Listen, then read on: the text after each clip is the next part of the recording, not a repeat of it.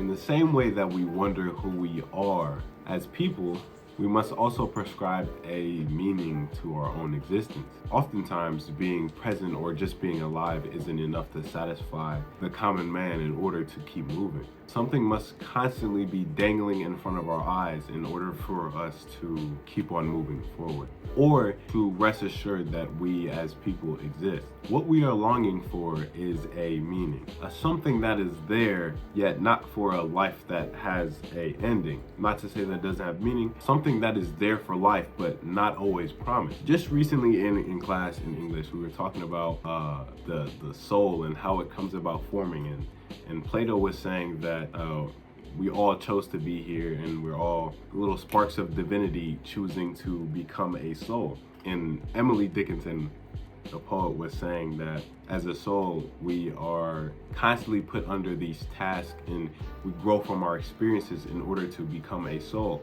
And sometimes these experiences aren't enough to actually ferment an identity. Meaning lasts in the things that last forever or have the potential to. Not to say that we don't have meaning, just our way of going about attaining it is wrong. So why do we search for meaning? If we take steps to get a better perspective on what is occurring around us, we realize that if everything around me right now is anything, it is a systematic chaos.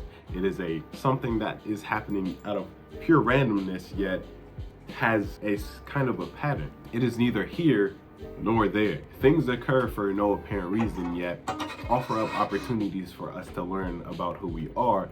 And yet again, the opposite is true. Things occur for what seems to look like a reason, yet we gain nothing from it. We take serious what is not serious, and we expect fairness out of something that is not fair. Well, you must be asking, if the universe and everything around us is not fair to everyone, then isn't it in a way fair? The answer is no. I mean, it is so unfair that it is fair to some. In our eyes, in our standard view of fair, it is fair to some people. It does bless some people, it favors them, and some people it just doesn't. We try to look at a world of infinite possibilities, infinite ways of viewing it, and try to get a meaning. And we use this meaning to attribute a meaning to our own existence, to prove that our being has an objective or point. So what is the meaning? I'm not really sure how many of you know who I am, but when I first pondered this topic a year ago, I kind of came to the conclusion that my role or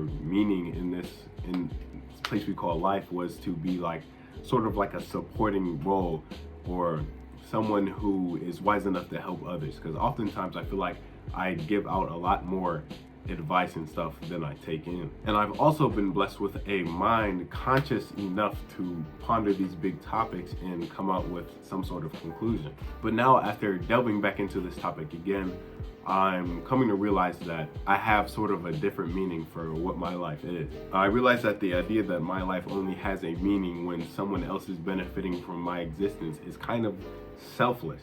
I mean, kind of what we all aspire to be or what we're told to, yet that is not always beneficial to the person who is being selfless, and it oftentimes isn't. And I realize why this is. I mean, I'm a twin, if you didn't know, so it probably comes from being a twin and always having someone by your side that you have to deal with no matter what. Losing parts of myself, worrying about who I am not. So as for the current meaning, I cannot yet say. I mean, I'm giving and I have given myself the freedom to live and exist until I find out what the meaning is and what to do with the life I've been given. But why?